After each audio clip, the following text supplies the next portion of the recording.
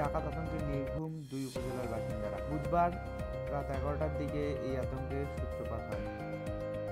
সরেজমিন ঘুরে ও পুলিশ সূত্রে জানা গেছে, বাউফল উপজেলার মদনপুরা ইউনিয়নের ৫ নং ওয়ার্ডের মধ্য মদনপুরা গ্রামের ভূঁইয়াবাড়িতে ব্যাংক কর্মকর্তা মোহাম্মদ নিয়াজের বসতঘরের জানালা ও দরজায় ধাক্কাধাক্কি করে একদল দুর্বৃত্ত। এ সময় নিয়াজের বাবা মুঠোফোনে এলাকার লোকজনকে জানালে স্থানীয় মসজিদে মাইকে এলাকায় ডাকাত পড়েছে বলে ঘোষণা দেওয়া হয়। তখন দুর্বৃত্তরা নিয়াজের বসতঘরের পেছন দিয়ে পালিয়ে যায়। তবে এর পরপরই পুরো উপজেলায় ছড়িয়ে পড়ে ডাকাত আতঙ্ক।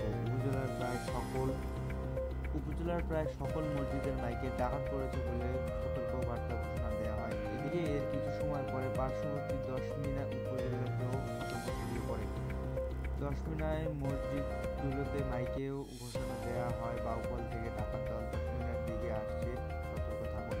দুই উপজেলায় আতঙ্ক ছড়িয়ে পড়ার বিষয়টি বাউফল উপজেলা ভুক্তভোগী মোহাম্মদ নিয়াজের বাবা ইসমাইল মাস্টার এবং দশমিনা উপজেলার স্থানীয় বাসিন্দা সুস্মিতা দোলা এ কথা স্বীকার করেন।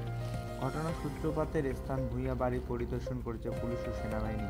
পরিদর্শন শেষে বাউফল থানার পরিদর্শক আতিকুল ইসলাম বলেন, রাত আনুমানিক 11টায় 2-3 জন অজ্ঞাত ব্যক্তি জনৈক ইসমাইল মাস্টারের বাসায় জানালায় টোকা দেয় মর্মে একটি খবর ছড়িয়ে পড়ে।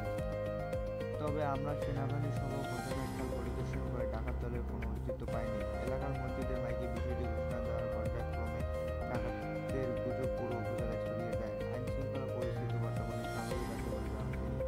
দশমিনা থানার ওসি আব্দুল আলিম বলেন, এলাকার মসজিদের মাইকে ডাকাত দল পড়েছে ঘোষণা আসার পরে স্থানীয় লোকজন রাস্তায় নেমে পড়ে।